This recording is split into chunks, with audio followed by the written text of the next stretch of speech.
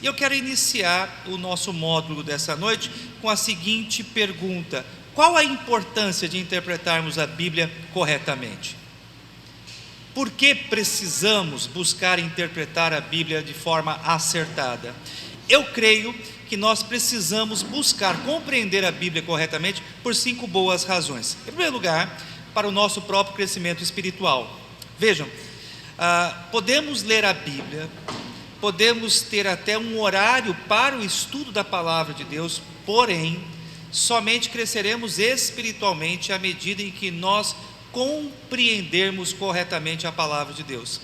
E eu tenho plena convicção que nós temos irmãos aqui que buscam ler a palavra de Deus, estudar a palavra de Deus, porém, todavia, se deparam com alguns textos difíceis. E quando se deparam com esses textos difíceis, são tomados muitas vezes por um certo desânimo. E agora, o que eu faço? Como compreender? Então, o nosso objetivo é auxiliar a igreja com ferramentas práticas, você compreender a palavra de Deus de forma correta, para que dessa forma, então, você possa crescer espiritualmente. Outro ponto importante: a correta interpretação da Bíblia promove na igreja unidade. Então, nós temos algumas regras de interpretação da Bíblia. Nós entendemos que a ciência que interpreta a Bíblia, ela é denominada de hermenêutica. E essa ciência e essas regras têm como objetivo fazer com que a igreja ela possa interpretar a Bíblia seguindo as mesmas regras, e o resultado disso é a unidade da igreja. Terceiro, por que nós devemos buscar interpretar a Bíblia corretamente? Porque essa é uma prática saudável. Nós somos hoje tomados por muitos ventos de doutrinas que trazem confusão, separação e divisão na igreja. E nós constantemente, até hoje, em virtude do acesso que temos às mídias, estamos expostos a estes ensinos. Mas o que verdadeiramente é correto? Os pressupostos de interpretação daquele pastor são confiáveis? Então, o nosso objetivo também é apresentar aos amados irmãos algumas ferramentas que vão ajudar você a ouvir uma mensagem, ouvir um vídeo na internet e você filtrar aquilo que realmente é verdadeiro, você aplicar os princípios da interpretação bíblica àquela mensagem, para que dessa forma, então, você tenha um desenvolvimento saudável. Evitam também os erros teológicos. E é importante nós afirmarmos que alguns erros teológicos, eles acabam surgindo de uma má interpretação da Bíblia. Por exemplo, um exemplo bem simples aqui: texto longe do contexto vira pretexto. Então, o que é muito comum a gente ver entre os evangélicos, algumas pessoas que pegam alguns textos bíblicos, vão pensando alguns textos bíblicos e tiram o texto do contexto, e à luz desse texto acabam muitas vezes induzindo pessoas ao erro. Deixa eu dar um exemplo bem claro aqui para ilustrar essa minha fala. Certa feita, num aconselhamento, eu estava conversando com uma irmã e eu disse a ela: minha querida, a mentira nunca é uma alternativa para nós que somos cristãos. A Bíblia claramente diz que o diabo é o pai da mentira, e nós, como cristãos, não podemos nos valer do expediente da mentira. Interessante a resposta que ela me deu: mas pastor, Abraão mentiu. Então, a regra dela foi ter pego aquela experiência que não é aprovada por Deus, para justificar a sua prática pecaminosa. Então, observe o que é uma má interpretação bíblica. Pessoas que não interpretam a Bíblia correta podem pegar textos para justificar até mesmo atitudes que nós sabemos que a palavra de Deus no seu todo condena. E por último, preserva a tradição da igreja.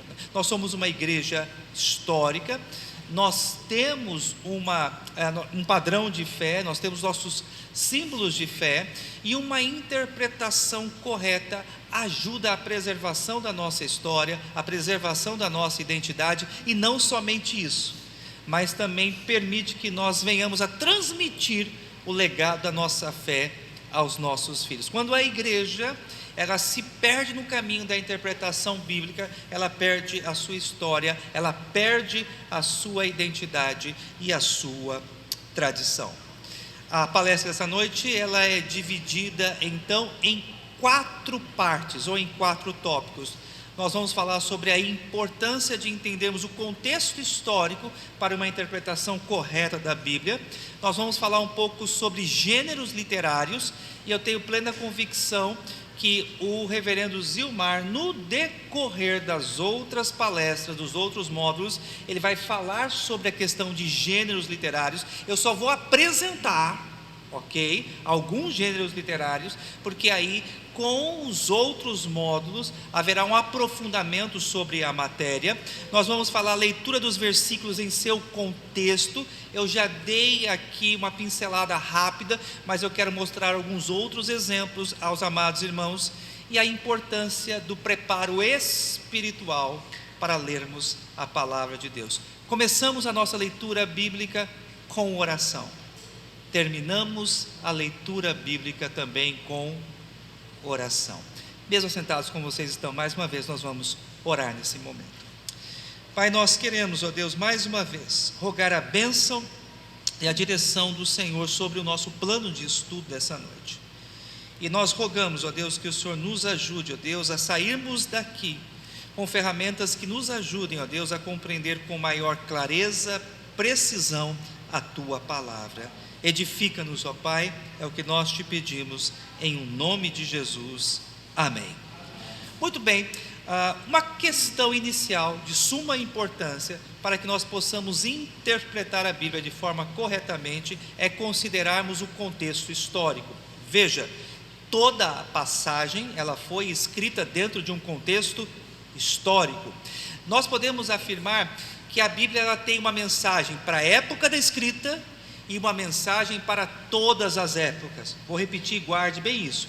A Bíblia começa com a mensagem para a época da escrita e depois uma mensagem para todas as épocas. Nós não podemos ler a Bíblia e imediatamente extrair apenas a mensagem para o nosso tempo, sem considerarmos que a Bíblia ela foi escrita num tempo, numa era, com alguns propósitos, para um grupo específico e para uma situação especial.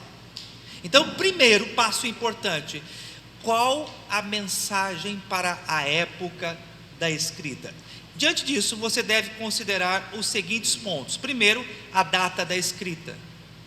Então, cada livro da Bíblia foi escrito num período histórico, e essa informação é de suma importância para que você possa definir as circunstâncias históricas em que o livro ele foi escrito. Talvez fale, mas pastor, aonde eu encontro esta informação? Ótimo, esse tipo de informação hoje é muito acessível à internet. Uma pesquisa simples permite com que você tenha acesso a essa informação. Se porventura você quiser, faça uso dos pastores da sua igreja e peça ajuda aos pastores da sua igreja, para que você possa identificar em que circunstância histórica, em qual período foi escrito um determinado livro. 2. Algumas circunstâncias históricas aqui que eu gostaria, por exemplo, de ilustrar aos amados irmãos. Os 5 primeiros livros da Bíblia, o que nós chamamos de Pentateuco, né? Gênesis, Êxodo, Levíticos, Número, Deuteronômio. Quem foi o autor desses 5 livros? Moisés. Em que contexto Moisés escreveu este livro? Ele estava preparando o povo que haveria de adentrar a terra prometida. E qual era o propósito principal de Moisés? Fazer com que o povo não se esquecesse do Deus que havia tirado eles da terra da escravidão e do Egito. Observem, então nós precisamos ler sempre os 5 primeiros livros da Bíblia com essa chamada chave hermenêutica, chave de interpretação. Nós precisamos imaginar Moisés preparando o povo, instruindo o povo, para que quando eles entrassem na terra prometida, eles não se esquecessem do seu Deus. Por exemplo, a carta de Tiago, irmão de nosso Senhor Jesus Cristo. No capítulo 1, nós podemos observar que ele escreve aos crentes da diáspora. E o que era a diáspora? Foi o período de perseguição em que a igreja nos primeiros séculos enfrentou. E qual foi a consequência disso? A igreja ela se espalhou. Atos capítulo 8, versículo 1, nós podemos observar a primeira grande perseguição da igreja. E é nesse contexto de perseguição inicial que Tiago, irmão de nosso Senhor Jesus Cristo, ele escreve essa carta. E olha só que interessante, o versículo de número 2, Tiago 1:2 diz o seguinte: meus irmãos, tende por motivo de toda alegria o passardes por várias provações. Olha só que fantástico isso. Então, quando Tiago está escrevendo essa mensagem aos leitores da sua carta, está dizendo assim: olha, recebam com alegria as provações, recebam com alegria as perseguições, recebam de bom ânimo toda a luta que vocês têm passado. Estranho isso, né? Mas Tiago, ele vai desenvolvendo o seu argumento, dizendo que são as provações que vão fortalecer a nossa fé, trazer maturidade. Então observem a beleza que nós temos ao entender o contexto em que a passagem está inserida. O livro do Apocalipse, muitas pessoas não leem o Apocalipse, falam que quando leem o Apocalipse tem até pesadelo à noite, né? Mas o livro do Apocalipse, meus amados irmãos, não foi escrito para trazer medo à igreja, temor à igreja. O livro do Apocalipse, meus amados irmãos, é um livro de esperança. O livro do Apocalipse aponta para o triunfo da igreja, o triunfo de Cristo Jesus. Como eu devo ler o livro do Apocalipse, sabendo que a igreja estava sendo perseguida agora pelo Império Romano? E mesmo diante de uma cruel perseguição, a igreja ela é mais que vencedora. Todas aquelas imagens que muitas vezes trazem até um certo tormento para a nossa alma, nós precisamos nos lembrar que todos os inimigos da igreja, todos os inimigos de Cristo Jesus foram o quê? Vencidos. Então é dessa forma que nós precisamos então ler e estudar o livro do Apocalipse.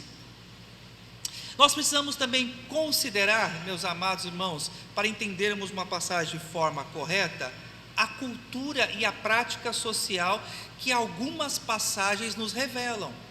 Por exemplo, em 1 Coríntios capítulo 11, nós temos ali a questão do uso do véu. E nós sabemos que existem algumas seitas que obrigam as mulheres a usarem véu. Mas o que nós precisamos perguntar ao texto? Por que as mulheres daquela época usavam o véu? E uma das respostas que temos, reverendo Zilmar é perito em 1 Corinto, das cartas de Paulo à igreja de Corinto, é que as mulheres de bem, as mulheres de boa reputação, elas usavam o véu como um sinal distintivo da sociedade. E não era justamente por alcançar algum tipo de benefício espiritual que elas usavam véu, mas era um adereço que indicava a sua dignidade social. Então observem como conhecer a cultura de uma determinada passagem, ela é determinante para a boa compreensão do texto. Outro exemplo também, em João capítulo 13, nós temos Jesus lavando os pés dos discípulos. E a gente acha tão interessante essa passagem, né? Até algumas igrejas dramatizam, podemos dizer, esse episódio. Mas um aspecto cultural belíssimo dessa passagem é nós lembrarmos que eram os mais baixos escravos que lavavam os pés. Você tinha no contexto judaico da era apostólica, dos tempos de Jesus, algumas categorias de servos. E você tinha o mais baixo dos servos. E sabe o que o mais baixo do servo fazia? Ele ficava à porta recebendo os convidados do anfitrião. E quando os convidados do anfitrião chegavam, ele lavava os pés. Era um serviço humilhante. Era um serviço indigno. Mas o que Jesus faz? Ele nos dá uma aula de humildade, lavando o pé dos seus discípulos. Percebem como o texto ele ganha cores, ele ganha formato quando nós entendemos algumas práticas sociais. Nós também precisamos considerar, por exemplo, a questão das festas judaicas. Existem algumas festas judaicas que são mencionadas na Bíblia. A Páscoa, que significa o quê? A libertação de Israel do Egito. Então, quando os judeus se reuniam para celebrar a Páscoa, eles estavam trazendo à memória qual informação? Que Deus havia libertado o seu povo das mãos de Faraó. Haviam também as festas dos pães asmos, que indicavam um período de pureza, de santidade. Pães asmos eram pães sem fermento. E o fermento é, no indicativo da cultura judaica, o símbolo do pecado. Observe quantas informações que enriquecem o texto. Às vezes a gente lê pães asmos, mas o que isso significa? Existe todo um arcabouço, uma mensagem que é transmitida por esses elementos. Os tabernáculos também, a festa dos tabernáculos, quando o povo lembrava a sua peregrinação por 40 anos no deserto, e como Deus havia sido fiel com o seu povo.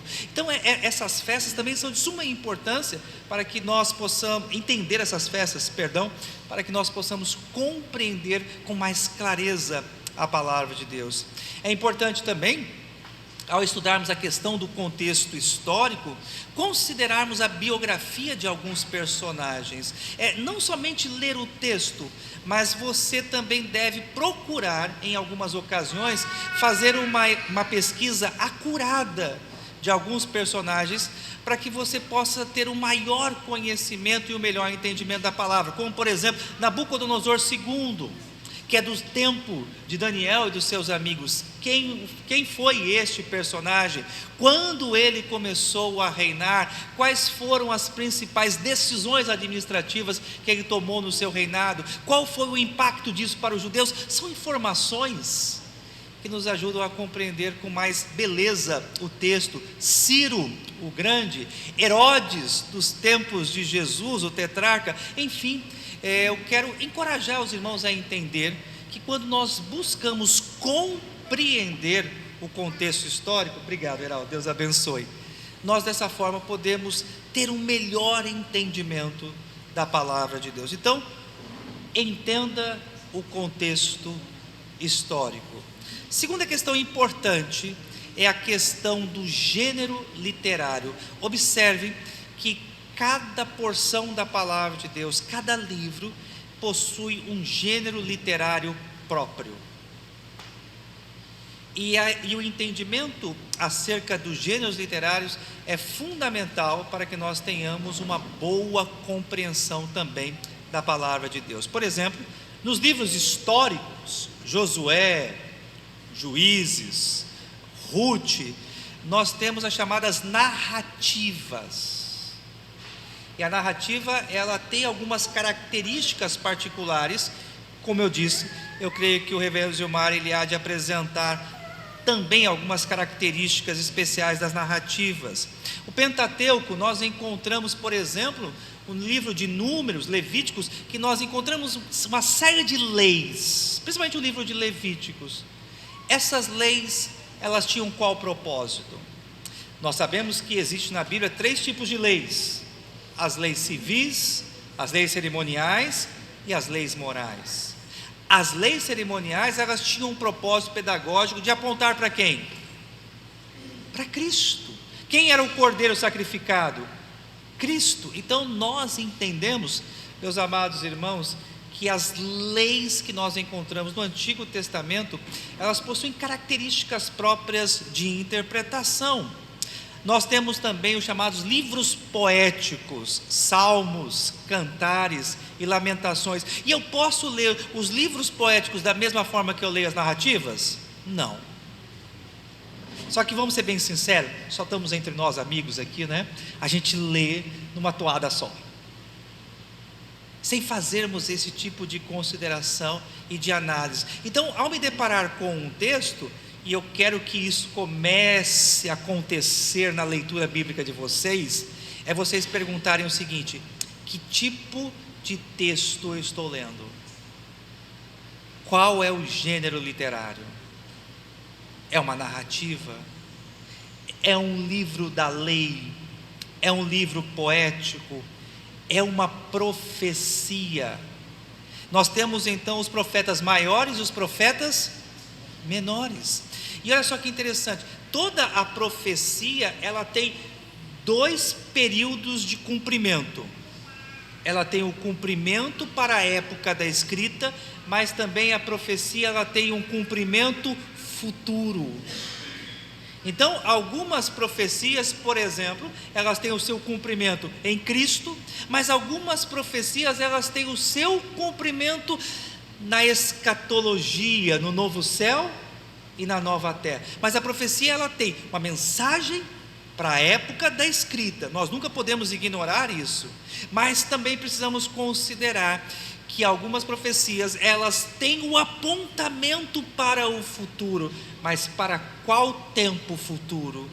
Para o período apostólico, para a encarnação de Cristo, para o novo céu e a nova terra. Nós temos o livro de Provérbios, que é um livro que possui características singulares, ímpares, e nós também precisamos entender que o estudo do livro de Provérbios é um estudo diferenciado, e nós vamos falar um pouquinho mais sobre isso à frente. Nós temos as cartas que foram escritas pelos apóstolos, principalmente Paulo, e essas cartas foram dirigidas ou a igrejas, ou foram escritas a personagens. Temos cartas que foram dirigidas à igreja de Roma, à igreja de Corinto, às igrejas da região da Galácia, mas temos cartas que foram escritas a personagens: Timóteo, Filemão, Tito. Mesmo sendo cartas, elas possuem, quando escritas para uma igreja, algumas características peculiares, mas quando escrita para personagens, elas possuem outras características também. Nós temos os evangelhos, e os evangelhos apresentam a biografia de Cristo Jesus, e só lembrando que cada um dos autores, ele escreve com uma temática diferente. Marcos tem uma ênfase, Mateus tem uma ênfase, João é um judeu, mas que ele escreve para um público gentílico. Então também, ao estudar as biografias de Cristo Jesus, nós precisamos compreender que cada autor do Evangelho, ele tem algumas ênfases e algumas características em especial, né? E uma das literaturas talvez de maior complexidade no estudo é a literatura apocalíptica, né? A literatura judaica apocalíptica, porque nós lidamos ali com figuras, com imagens, e alguns erros são cometidos, por exemplo, na literatura apocalíptica, quando se interpreta de forma literal alguns textos do Apocalipse, como por exemplo, os 1000 anos que fala no Apocalipse capítulo 20, no capítulo de número 20, isso mesmo. Esses 1000 anos, eles são literais ou eles são figurados? Nós entendemos que ali os 1000 anos representam uma imagem, o sentido ali é figurado. Nós já estamos no milênio. O milênio para nós é o período que vai da ascensão de Cristo e terminará com a volta gloriosa de nosso Senhor Jesus Cristo. Nós somos chamados de amilenistas, apesar de não gostar nem um pouco desse termo, Reverendo Gilmar, né? Porque a é um prefixo de negação, né? Nós cremos no milênio, mas nós não cremos no milênio que literal. Então, por exemplo, os 144 mil de Apocalipse capítulo 7, né? Houve uma seita no passado que eles se auto-intitulavam os 144 mil. Qual foi o problema? Aquela seita foi crescendo e passou de 144 mil. Aí os líderes falaram: e agora o que a gente faz? Já sei, vamos criar uma categoria de céu. Então tem um céu especial para os 144 mil e tem um segundo céu. Observe o que é uma má interpretação bíblica. Tem pessoas que creem mesmo de todo o coração que Jesus ele vai vir, que ele vai reinar em Jerusalém, que a mesquita que está em Jerusalém será destruída, será construído um terceiro templo e ele reinará aqui por 1000 anos. E o próprio Senhor Jesus diz: o meu reino não é deste mundo. Opa, acho que apagou aqui. Voltou. Perfeito. Muito bem, vamos então para o ponto 3 do nosso módulo, a leitura do versículo em seu contexto, né? Como eu mencionei na introdução do nosso módulo, texto tirado do seu contexto vira pretexto. Então nós precisamos, ao ler a palavra de Deus, lermos os textos bíblicos respeitando, considerando o fato que cada versículo, que cada capítulo, ele está inserido dentro de um contexto próprio. Nós temos os seguintes aspectos aqui, ou os seguintes pontos a destacar. Nós temos o chamado contexto imediato. Contexto imediato. Romanos 8, 28 talvez seja um dos textos que existe, que é mais mal aplicado, podemos assim dizer. Se faz péssimas aplicações de Romanos 8, 28. Romanos 8, 28, texto bem conhecido pela igreja. Nós sabemos que a palavra de Deus ali diz: sabemos que todas as coisas cooperam para o bem daqueles que amam a Deus. Ótimo. Então alguém está desempregado, e aí vem um irmão piedoso, uma irmã piedosa, e diz o seguinte: olha, você está desempregado, mas lembre-se o que diz a palavra de Deus, sabemos que todas as coisas cooperam para o bem daqueles que amam a Deus. A pessoa, ok, amém. A pessoa passa por uma situação de enfermidade, e aí alguém traz uma palavra de consolo, dizendo: olha, sabemos que todas as coisas cooperam para o bem daqueles que amam a Deus. Tá, o que coopera? Qual é o propósito? E aí nós precisamos ver o versículo seguinte, o versículo 29. O propósito de todas as coisas é fazer com que nós sejamos a imagem do seu Filho, Cristo Jesus. Porque muitas vezes passamos por lutas e dificuldades? Porque Deus permite que nós sejamos provados? Para moldar o nosso caráter, para que nós possamos nos tornar a imagem e semelhança de Cristo Jesus. Porque Deus nos dá recurso?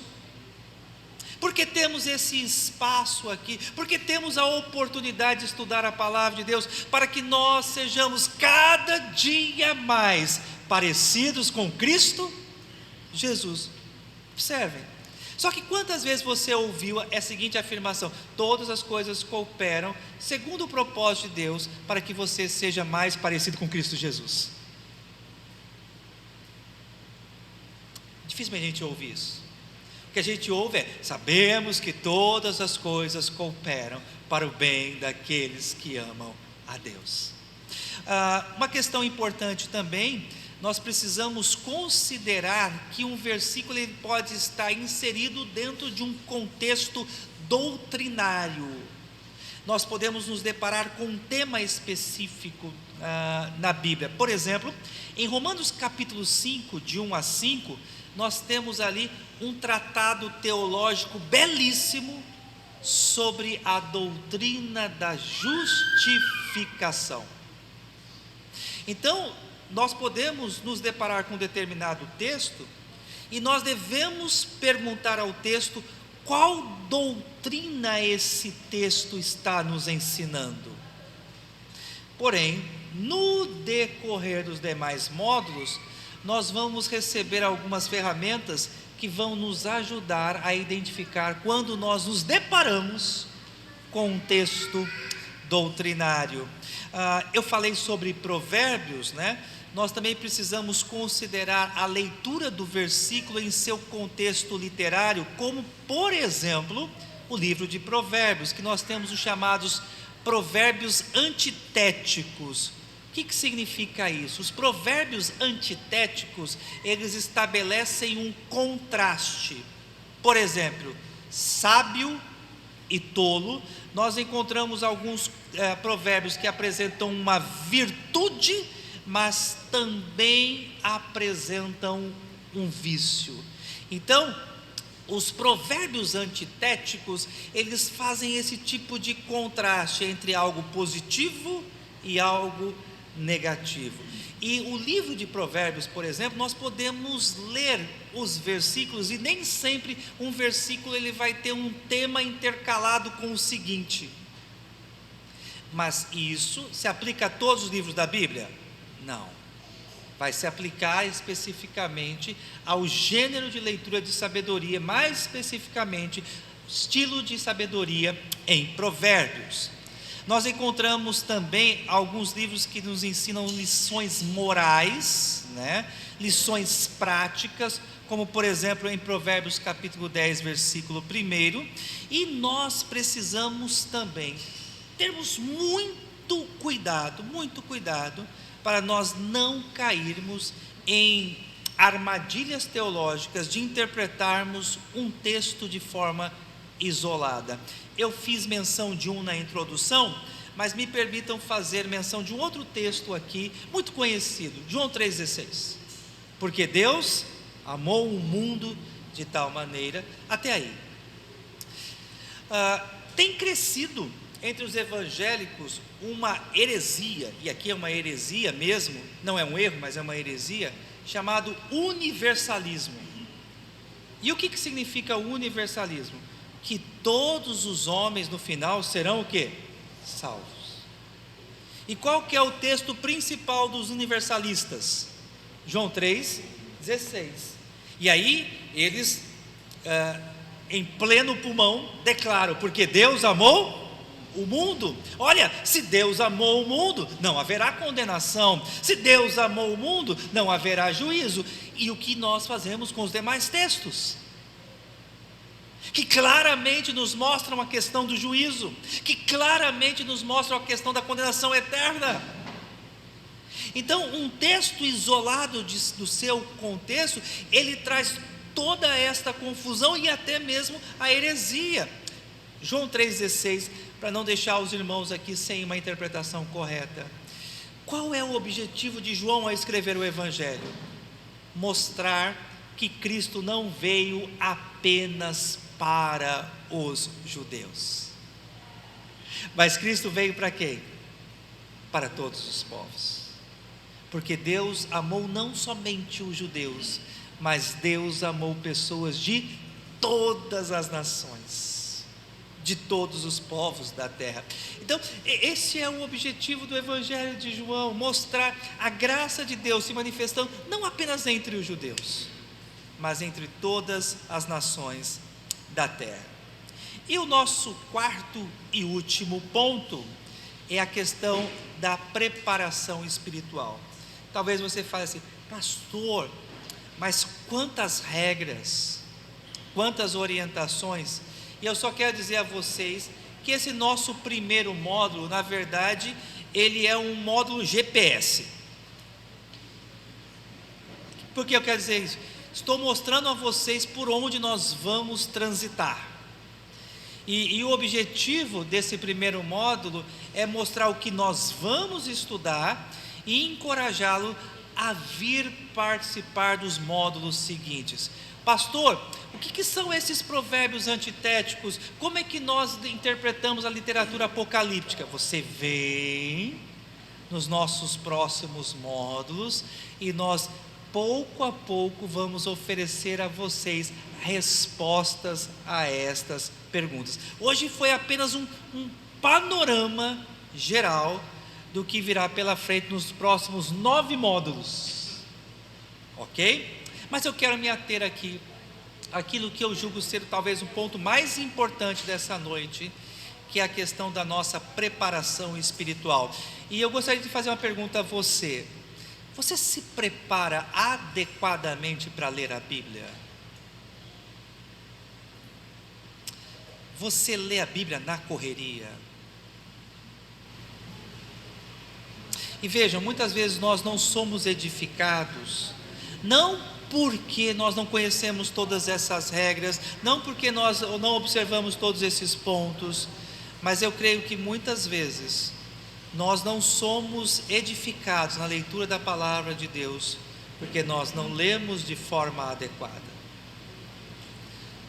Tudo começa, o ponto principal, em nos prepararmos de forma adequada para lermos a palavra de Deus. E aqui algumas orientações. Primeiro, leia a Bíblia em um lugar silencioso.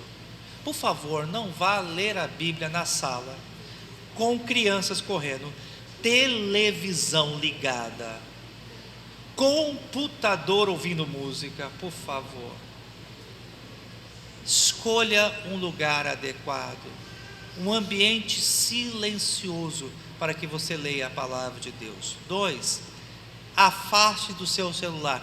Uma recomendação, por favor, não faça a sua devocional no celular, porque você está no meio do texto bíblico, de repente ocorre de receber uma mensagem no WhatsApp, aí já foi. Aí até as regras que você aprendeu no curso você esquece naquela hora. Então, use a boa e velha Bíblia de papel. É o melhor meio para você fazer a sua devocional. E é uma recomendação, por favor, ninguém vai ser disciplinado se você fizer a sua devocional no celular, e nem você vai ser excluído da Santa Ceia porque fez a sua devocional no notebook. Por favor, não é isso. Mas o que eu quero dizer para vocês é o seguinte: a gente precisa criar meios, termos hábitos de evitarmos a nossa distração e facilitar a nossa concentração. Porque se você fizer no notebook, você corre o mesmo risco. De repente você recebe ali uma mensagem e aquilo então rouba a sua concentração. Vá para a velha e boa Bíblia de papel. Você pode vir aqui no meu escritório pela manhã. Tenho ali meu computador, mas eu estou com a Bíblia também aberta, porque isso nos ajuda a nos concentrarmos na palavra de Deus. Sua devocional, pega o seu celular, põe para bem longe. Põe para bem longe. Lugar quieto, silencioso, e faça a sua leitura. Evite distrações. Escolha o melhor momento do dia. Reconheça qual hora do dia é a melhor para que você faça a sua devocional. Não faça devocional sem ter uma velha caneta e um caderno do seu lado. Faça anotações.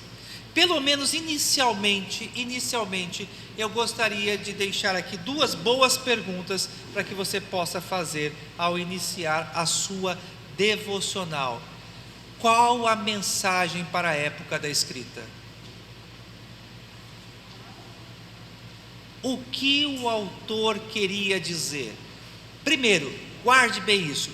Procure compreender a mensagem para a época da escrita. Depois, qual a mensagem para os dias de hoje? Simples.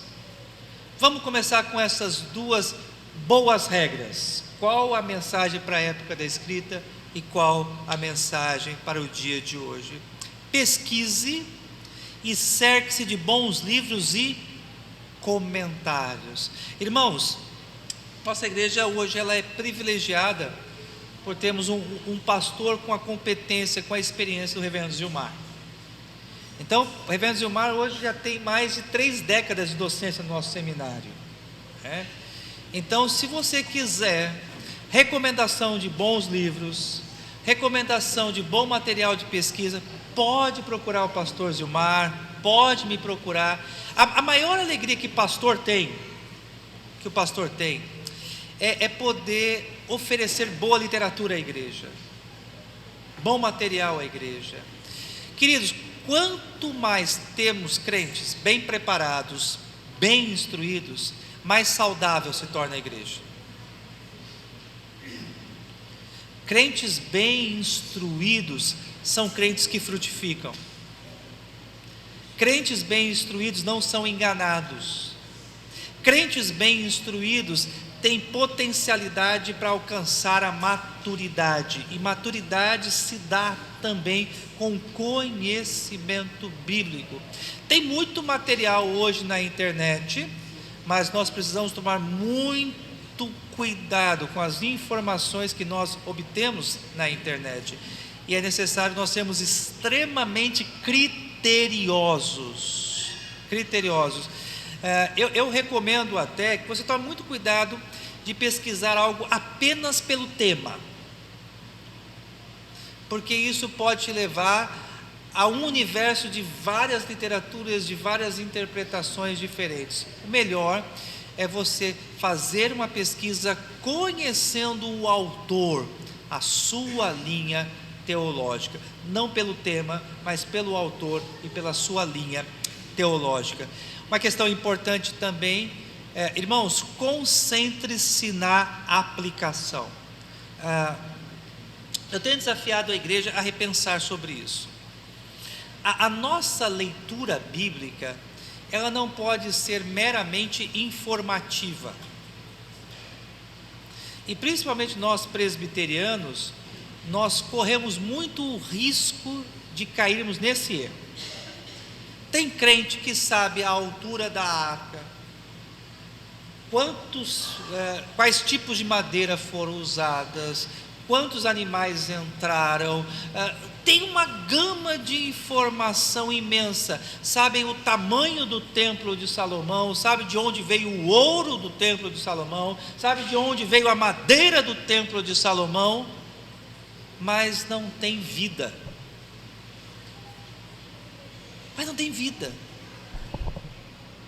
Tem toda essa informação.